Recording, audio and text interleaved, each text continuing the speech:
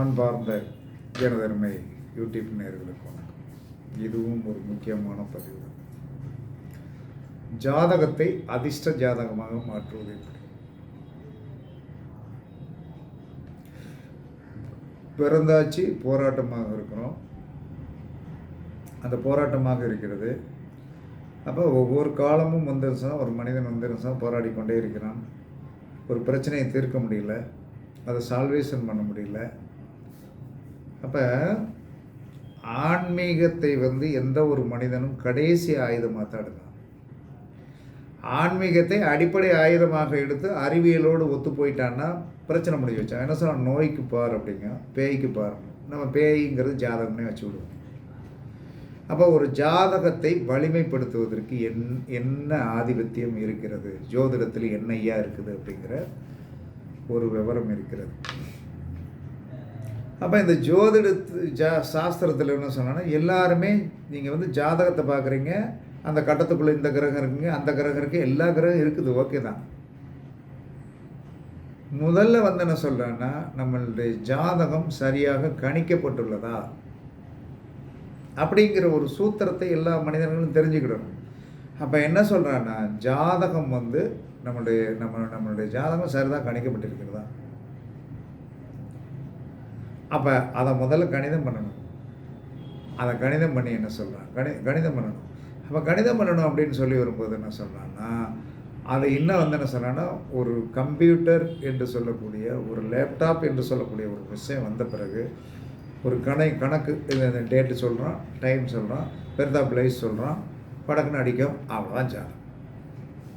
இவன் ஆணா பெண்ணா அப்படிங்கிற ஒரு சூத்திரமே இவங்களுக்கு தெரியல. நம்மளுடைய லக்கணம் அம்சத்தில் எந்த இடத்தில் உட்கார்ந்துருக்கிறது அதை முதல்ல குறிக்க தெரியும். அவங்க சொன்ன டயத்தைப்படி குடித்தா ஒன்று ஆம்பளைக்கு பொம்பளை வரும், பொம்பளைக்கு ஆம்பளை லக்கணம் வரும். அம்சத்தில் நான் ராசி கட்டத்தில் பற்றி பேசவே இல்லை. அப்போ இதை கணிக்க தெரியணும். கணிக்க தெரிஞ்சு கரெக்ட் பண்ணிவிட்டு, ஜோதிடத்தில் திருக்கணிதமாக இருந்தாலும் சரி, வாக்கியமாக இருந்தாலும், ஜோதிடம் சொல்ல தெரிந்தால் மட்டும் போதும். எந்த கணிதத்தை வேணாலும் நீ கொண்டு வா, அதை பற்றிலாம் எங்களுக்கெல்லாம் கவலை கிடையாது. அதை பற்றிலாம் கவலை கிடையாது. சொல்ல தெரிஞ்சிச்சா கிரகத்தை வச்சே சொல்லிடலாம். அப்போ கிரகத்தை வச்சே சொல்லியிருந்தான். 2 கிரகம்தான் வாழ்க்கையில் முக்கியமானது நமக்கு, சனியும் சுக்கிரன் தான். இவர்கள் எந்த இடத்துல இருக்கணும், எந்த இடத்துல இருக்கக்கூடாது, இது தெரிஞ்சாச்சுன்னா இவன் சொன்னான்னா, சனி சரியான கோணத்தில் இருந்தால் வேலைக்கு போயிடுவான். சனி சரியில்லைன்னா, சனி சரியில்லாமல் சுக்கிரன் நல்லா இருந்தாலும் கல்யாணம் முடிச்சிடுவான். ஆனால் பொண்டாட்டிக்கு பூ வாங்கி கொடுக்கறதுக்கு துட்டு இல்லாமல் திண்டாடுவான். இதுதான் உண்மை. இது யார் பரிகாசத்துக்காக சொல்லலாம் கிடையாது. எந்த ஒரு மனைவி என்ன சொல்கிறான்னா, தன் வீட்டில் தன்னுடைய கணவனுடைய சம்பாத்தியம் நன்றாக வருகிறது, நம்ம ஹாப்பியாக இருக்கோம் அப்படிங்கிற ஒரு நிலைமைக்கு என்ன சொன்னால், உங்கள் ஜாதகத்தில் சுக்கிரன் நல்லா இருக்கணும். இந்த சுக்கிரன் நல்லா இருக்கணும் அப்படிங்கிறத கண்டுபிடிக்க தெரியணும். சனி நல்லா இருக்காங்கிறத கண்டுபிடிக்க தெரியணும். அதற்கடுத்து சரி இதெல்லாம் இல்லை, 44 வயசில் ஒருத்தனுக்கு கல்யாணம் நடக்க மாட்டேங்குது, அவன் ஜோதிடம் பார்க்குறான். நீ ஜோதிடம் பார்த்தால் முதலில் என்ன சொல்லணும், உன்னை சரி பண்ண, நீ ஒன்றை சரி பண்ண தெரிஞ்சுக்கோ. நீ ஜோதிடம் பார்த்துட்டு என்ன சொன்ன, உன்னையே சரி பண்ண தெரியல, எதுக்கு அந்த ஜோதிடத்தை படிக்கிற? வேலைக்கு போகிறேன், நான் வேலைக்கு போகிறேன், ஓகே, வீட்டுக்கு தேவையான சம்பளம் வருதா? இல்லை, நான் வேலைக்கு போகிறேன், ஆனால் என்ன சொல்கிறேன்னா சம்பளம் வரல. இப்படித்தான் உங்களுடைய அறிவை என்ன சொல்கிறேன்னா மழுங்கி வைத்திருக்கிறீர்கள். ஒரு தொழில் பார்த்தோம்னா நம்மளுடைய ஆதிபத்தியத்தை பற்றி உங்களுக்கு தெரியணும். நாம் தொழில் பார்க்க தகுதியானவனா, அல்லது தொழில் வைக்க தகுதியானவனா, அடிமை வேலை பார்க்க தான் தகுதியானவனா அப்படிங்கிறத தெரிஞ்சுக்கணும். அப்போ உங்களுடைய ஜாதகம் அதிர்ஷ்ட ஜாதகமாகவும் வாழ்க்கையில் மாற்றத்தை கொடுக்கக்கூடிய ஒரு ஜாதகமாகவும் ஆக்கணும். அந்த ஜாதகத்தை என்ன செய்யணும்? ஒரு ஆள் என்ன சொல்கிறாருன்னா, சூரியனுடைய ஒளியில் கொண்டு வைங்கிறார். சூரியனுடைய ஒளியை என்ன சொன்னான்னா ஒரு பேப்பர் கிரகிக்குமா? இப்படி ஒரு புக்கு இருக்குது, இந்த புக்கை கொண்டு வெயிலில் கொண்டு வச்சோம்னா கிரகிக்குமா? கிரகிக்காது. ஏன்னா அவ்வளோ தூரத்துக்கு கிரகிக்காது. அப்போ ஜாதகத்தை ஜோதிட சாஸ்திரத்தில் விதி, மதி, கதி இந்த மூன்றும் உண்டு. அப்போ சுதர்சனம் என்று சொல்லக்கூடிய சக்கரத்துக்குள்ளே உங்கள் ஜாதகத்தை அடைக்கணும். இந்த சாஃப்ட்வேர் இல்லை, எனக்கு தெரிஞ்சு இல்லை. நான் இப்போதைக்கு என்ன சொன்னால், நிறையா புழக்கத்தில் நம்மளிடம் வருகின்ற மக்களுக்கு விவரத்தை சொல்லி கேட்டாங்கன்னா, ஜாதகத்தை சுதர்சன சக்கரத்துக்குள்ளே போட்டு அந்த சுதர்சன சக்கரத்திற்குள்ளே என்ன சொல்கிறான்னா, என்னென்ன நமக்கு தேவையோ அதை என்ன சொன்னான்னா, அதுக்குன்னு ஒரு வேடிங் இருக்குது. ஸ்பிரிச்சுவலியாட்ட சுதர்சன சக்கரம் வாங்கினவங்களுடைய இது தெரியும். ஆனால் எவன் வாங்கினாலும் உங்கள்கிட்ட காமிக்க மாட்டான். ஏன்னா அடுத்த செகண்டு இவன் காமிச்சு என்ன சொன்னான்னா, அதை எப்படி போடுறதுன்னு என்ன சொன்னாலும் ஒருத்தருக்கு நம்ம சொல்லிக் கொடுக்கணும். அது இவங்களுக்கு வராது. அந்த சித்திரத்தை எழுதுவதற்கு நமக்கு தகுதி வேணும், ஜோதிடருக்கு தகுதி வேணும். நான் என்ன சொன்னேன்னா, ஒரு 1000 சுதர்சன சக்கரம் போட்டு கொடுத்துருக்கேன். வரவன் பூரா மெயின் அவன் ஜாதகத்தை தலையெழுத்தை மாற்ற முடியும். மாற்ற முடியாதுன்னு நினச்சேன். விளக்கில் என்ன சொன்னேன்னா, 1965 பிறந்த நாங்கள் விளக்கு சிமினி விளக்கில் படிச்சுட்டு இருந்தோம். இன்றைக்கி பாருங்கள், உங்கள் முன்னாடி என்ன சொன்னால் லைட்டு போட்டு, இந்த பக்கம் லைட்டு போட்டு, இந்த பக்கம் லைட்டு போட்டு அற்புதமாக பேசிகிட்டு இருக்கோம் இல்லையா? அப்போ இது வளர்ச்சி தானே. அதே மாதிரி நம்ம ஜாதகத்தை வளர்ச்சி கொண்டு வரணும். அன்றைக்கி என்ன சொன்னான்னா, சிமினி விளக்கு அது ஒரு லைட் தொங்க போடுவோம், படுத்தது கோரப்பாய். இன்றைக்கி இந்த வளர்ச்சிக்கு பிறகு என்ன சொன்னேன்னா, அதாவது மரக்கட்டில், அதன் மேல் மெத்தை, அதுக்கு மேலே தலானிக்கு காலுக்கு தேவையான தலானி, இத்தனை வந்தது என்ன சொன்னான்னா, எப்படின்னா நாம் வளர்ச்சி பாதைக்கு போவதற்கு என்று சொல்லக்கூடிய ஒரு முயற்சி, நமக்கு கொடுத்த விஞ்ஞான இறைவன் கொடுத்த அந்த அறிவை பயன்படுத்தியது. அதற்கடுத்து நம்மளுடைய தேவைகளை பூர்த்தி பண்ணுவதற்கு என்ன செய்வது என்று சொல்லக்கூடிய சிந்தனையெல்லாம் வந்த பிறகு தான் நாம் இவ்வளோ தூரத்துக்கு வந்தோம். அன்றைக்கி சைக்கிளில் போனோம், நடந்து போனோம், சைக்கிளில் போனோம், பிறகு 2 வீலர் வாங்கினோம், அதுக்கடுத்து என்ன சொன்னால் பைக் வாங்கின பிறகு கார் வாங்கினோம். இது எப்படி வந்தது? மனிதனுடைய முயற்சி. அதற்கு அந்த ஜாதகத்தை வலிமைப்படுத்தணும். அப்போ வலிமைப்படுத்துவதற்கு இன்றைக்கி வலிமைப்படுத்தி எத்தனை பேர் ஏன் கல்யாணம் நடக்கலை அப்படிங்கிறதுக்கு காரணம் கண்டுபிடிக்க முடியாமல் அந்த ஜோதிடத்தில் இருக்கிறாங்க. கல்யாணம் ஏன் நடக்கலை அப்படின்னா, நடக்காது கேட்குறான். 45 வயசாச்சு எனக்கு கல்யாணம் நடக்காது. நான் சொல்கிறத கேளு, நடத்தி வச்சிடும் அப்படின்னா, நான் 1.5 லட்ச ரூபாய்க்கு பரிகாரம் பண்ணிட்டேன். சரிப்பா, ஓகே, ரொம்ப சந்தோஷம், உனக்கு 1 வருஷத்துக்குள்ளே கல்யாணம் முடிச்சு வச்சிருவோம். எந்தெந்த ஜோசியர்களாம் சார், அங்கே 20,000 கொடுத்தேன், அங்கே 25,000 கொடுத்தேன், அங்கே மொத்தம் சார் இப்போதைக்கு வரைக்கும் 1.5 லட்ச ரூபா செலவழிச்சிருக்கேன் சார் அப்படின்னு சொல்கிறோம். சரிப்பா, எனக்கு எவ்வளோப்பா தருவேன்னா நீங்கள் சொல்லுங்கள். இல்லை, நீ 1.5 லட்ச ரூபா செலவழிச்சிருக்கீல்ல தம்பி, உனக்கு நான் கொடுத்த டேட்லேருந்து 1 வருஷத்துக்குள்ளே 12 மாதத்துக்குள்ள கல்யாணம் நடத்தி வச்சுருவேன். எனக்கு எவ்வளோ தருவேன்னா, சார் ஒரு 5,000 தரேன் சார் அப்படிங்க. இவன் செலவழித்தது 1.5 லட்சம், எனக்கு 5,000 தருவேன். ஒரே ஒருத்தர், உனக்கு கல்யாணமே நடக்காதுடா அப்படின்னு. அப்போ அவன் ஏமாந்து 1.5 லட்ச ரூபா செலவழிச்சிருவானா, எனக்கு மட்டும் 5,000 தருவானா? என்னங்கடாவும். இதனால தான் மனிதன் என்ன சொல்கிறான்னா, எங்கேருந்தோ விழுந்துருலாம், எங்கேருந்தோ விழுகாது. இந்த உடம்பை என்னைக்கு நீங்கள் பிரபஞ்ச சக்தியோடு தொடர்பு கொள்வதற்குண்டான ரகசியங்கள் இன்னும் யாருக்கும் தெரியவில்லை. நீங்கள் பண்ணாத பரிகாரமா, நீங்கள் போகாத கோயில்களா, நீங்கள் போகாத இதுகளா, அத்தனை போய்கிட்டு தான் இருக்கீங்க. இறைவனை பார்க்க போவதற்கு என்று ஒரு நேரம் உண்டு. என்னத்தை கண்டுபிடிச்சான்? திதி எப்படி கண்டுபிடிச்சான்? எந்த திதி எப்படி வேலை செய்யும், எந்த திதியில் போனால் பொருள் சேரும், எந்த திதியில் போய் சேர்ந்தால் அருள் சேரும். அப்போ நீங்கள் சுதர்சன சக்கரம் உங்கள் ஜாதகத்தில் கோல்டன் கலரில் அழகாக என்ன சொன்னோன்னா, சுதர்சன சக்கரம் நீங்கள் உங்கள் ஜாதகத்தை அதற்குள் என்ன சொன்னோன்னா போடணும். போட்டு ஆயுள், ஆரோக்கியம், அதற்கடுத்து தொழில் விருத்தி, அதற்கடுத்து என்ன சொன்னான்னா புத்திர விருத்தி, 16 செல்வம் என்று சொல்லக்கூடிய அந்த அவுட்லைன் எழுதி அதற்குன்னு சில சுலோகங்கள் இருக்குது. நான் மூணு சைடில் சுலோகங்கள் இருக்குது. அதை எழுதி யார் ஒரு மனிதன் மாசப்பிறப்பு, அமாவாசை, பௌர்ணமி, கடைசி வெள்ளி. இதில் அந்த சுதர்சன சக்கரத்தை எடுத்து வைத்து அதற்குன்னு உங்களுக்குன்னு வந்து என்ன சொன்னாலும் உங்களுடைய நட்சத்திரத்திற்கு என்று சொல்லி ஒரு தெய்வம் இருக்கிறது.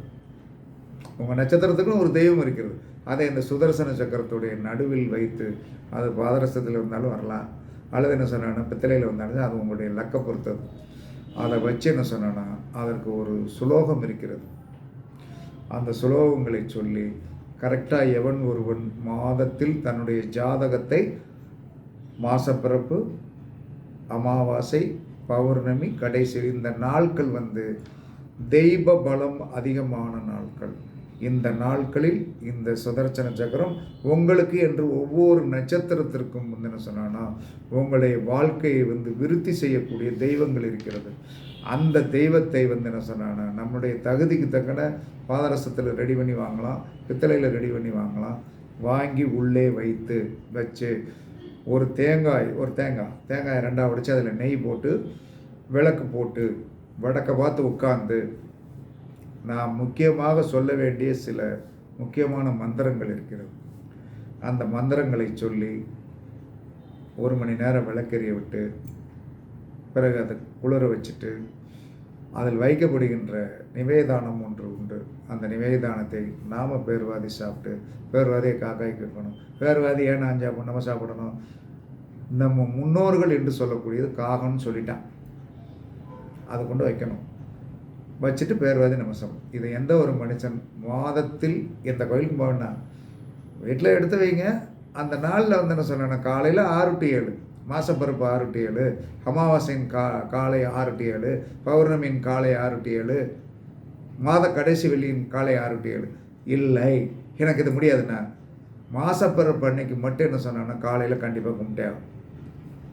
மற்ற நாளில் அமாவாசை இரவு 8 to 9, பௌர்ணமி இரவு 8 to 9, கடைசி வெள்ளி இரவு 8 to 9 இந்த சக்கரத்தை எடுத்து வைத்து வழிபாடு பண்ணினீர்கள். 1 வருடத்திற்குள் உங்களுடைய நிலை தலைகீழாக மாறும்.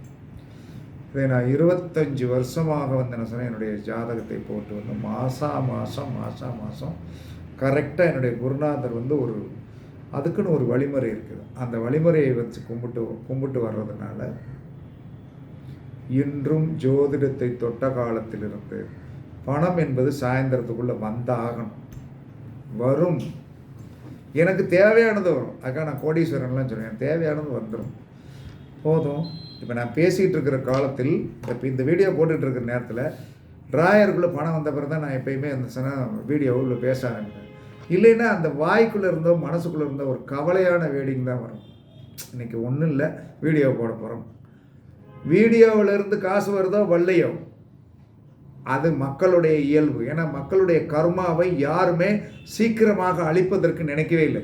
2 வருஷத்துக்கு முன்னாடி ஒரு விஷயத்தை சொன்னவொன்னே என்ன சொன்னானோ, அப்படியா சார் பார்த்துக்கலாம் சார், இன்றைக்கி சொல்லாமல் கொள்ளாமல் வந்து என்ன சொன்னோம், கோயம்புத்தூர்லேருந்து ஆள் வந்து நிற்கிது. என்ன அப்படின்னா, சொன்னீங்க கேட்கல, பெரிய பிரச்சனை ஆகி போச்சு. அதை அன்றைக்கே தானே சொன்னேன், அன்றைக்கே சொன்னேன்லம்மா, என்ன இன்னைக்கு வந்திருக்கு அப்படின்னா, இல்லை சார் பெரிய பிரச்சனை ஆகி போச்சு சார், பெரிய பிரச்சனை வரும் சரி பண்ணிக்கிடுங்க அப்படின்னு சொன்னோம்ல. இதுதான் மக்கள். இறப்பை கூட வந்து என்ன சொன்னால் மக்கள் ஏற்றுக்கொள்கிறார்கள். ஏன்னா இப்போ அது செத்து போன பிறகு என்ன சார் தூக்கி போட்டுறது, 16 நாளையில் விசேஷம் வச்சுட்டு அதோட மறந்துடுறது. செத்தவனையும் நினைக்கணும். நம்ம தாத்தம் போட்டு நான் நினைக்கணும், அப்படியே சார் நினைக்கணுமா சார், ஏன் சார் அப்படிங்க. ஏன்னா உன் ஸ்டெம் செல்ஸே அதானே. அந்த ஸ்டெம் செல்ஸை நீ எப்படி உயிரோட்டம் கொடுத்துக்கிட்டே இருக்கணும். அந்த உயிரோட்டம் கொடுக்க என்ன நடக்கும்னா, நம்முடைய சந்ததி நல்லா வளரும், நாம் நல்லா வளருவோம். என்ன கர்மாந்தரங்கள் எத்தனை கிரகம் உங்களை பிடித்தாலும் நீங்கள் உங்கள் ஸ்டெம் செல்ஸ் என்று சொல்லக்கூடிய தாய், தகப்பன், தாத்தன், பாட்டி, பாட்டனார், பாட்டியம்மா, முப்பாட்டன், முப்பாட்டி, மாதம் அமாவாசையில் வந்து என்ன சொல்கிறான்னா வந்து தர்ப்பணம் பண்ணிப்பார். அவர்கள் எல்லாம் என்ன சொல்கிறாங்கன்னா வந்து நம்ம வீட்டு குழந்தைகளை ஜொலிக்க வைப்பார்கள். அவங்க ஒரு சந்தோஷ கடலில் வந்து அந்த குழந்தைகள் வீட்டில் இருக்கும். மனைவி வந்து ஒரு சந்தோஷ கடலில் வீட்டில் இருப்பாங்க. இதெல்லாம் நம்ம செய்கிறது. யாராவது ஒருத்தர் விதைக்கணும், யாராவது ஒருத்தர் தண்ணி எடுத்து வைக்கணும், அப்போ தான் 10 பேர் குடிக்க முடியும். யாராவது ஒருத்தர் சோறு வாங்கி வச்சா தான் வீட்டில் 8 மணிக்கு போய் நம்ம சாப்பிட முடியும். அதெல்லாம் பண்ண முடியாது. அப்படிங்கிற இயல்பு நிலைக்கு நீங்கள் மாறியிருக்கீங்க. இயற்கை என்பது உங்களை வாழ வைக்க காத்திருக்கிறது. நீங்கள் என்ன அதோட ஒத்துழைக்க மாட்டேங்கிறீங்க. நிறைய பேர் ஜோதிடத்தை குறை சொல்கிறீங்க. ஜோதிடத்தை குறைன்னு சொன்னால் ஜோதிடமெல்லாம் கெட்டு போகிறதுலாம் கிடையாது, அது வளரும். ஆனால் நீங்கள் தோற்று போயிடுவீங்க. அதனால் என்ன சொன்னாலும் சுதர்சன சக்கரம் என்று சொல்லக்கூடிய அந்த அற்புத பொக்கிஷம் நம்மளுடைய அலுவலகத்தில் கிடைக்கும். நிறைய பேர் வாரேங்க எல்லோரும் வாங்க, வந்து எல்லாம் நேரடியாக பார்த்துட்டு உங்களுடைய பிரச்சனையை முடிச்சுட்டு போங்க. கடைசி வரை உங்களுக்கு அது தீர்வாக இருக்கும் என்று நிறைய பேர் வாங்கி கல்யாணம் முடித்தான், பிள்ளையை பெற்றான். நிறைய பேர் தொழில் சார்ந்த விஷயத்துக்கு வாங்கிட்டு போயிட்டு என்ன சொல்கிறாங்க, சார் நீங்கள் சொன்னீங்க இவ்வளவு வருமானம் கிடைக்குனீங்க, வருமானம் கிடைக்குது அப்படின்னு சொல்லக்கூடிய அளவிலும் நிறையா கல்யாணங்கள், நிறையா பிரச்சனைகள் இன்று வரை நான் நிறைய சால்வேஷன் பண்ணி வச்சுருக்கேன். அதோட கர்மா என்று சொல்லக்கூடிய வினையும் அனுபவிச்சுட்ருக்கேன். இருந்தாலும் கடவுள் ஆயுள் பங்கத்தை கொடுக்க மாட்டார், வதப்படுத்துவார். வதப்படுத்திட்டு போட்டோம். 4 பேருக்கு நம்ம வழிகாட்டும் போது அதோடைய கர்மாவை நம்ம அனுபவிச்சு தான் ஆகணும். ஏன்னா அதுலேருந்து நம்ம மீள முடியாது. அதனால் ஜாதகத்தை அதிர்ஷ்டமாக்க சுதர்சன சக்கரம், அதற்குண்டான தெய்வம், அதற்குண்டான மந்திரம் இங்கே உங்களுடைய ஜாதகத்தை பார்த்து சரி செய்து கொடுக்கப்படும். கண்டிப்பாக வீட்டில் வச்சே வழிபாடு பண்ணி நல்ல ஆதிபத்தியமுடைய கர்ம வினைகளை தீர்த்து வெற்றி பெறுங்கள் என்று கூறி உங்களிடமிருந்து விடைபெறுவது சிப்பிப்பாறை ஜோதிடர் சாதிராகவன் ஜெயபாலாஜி. சுகமே சொல்க, சுகமே சொல்க, வாழ்க வளமுடன், வாழ்க வளமுடன். வணக்கம்.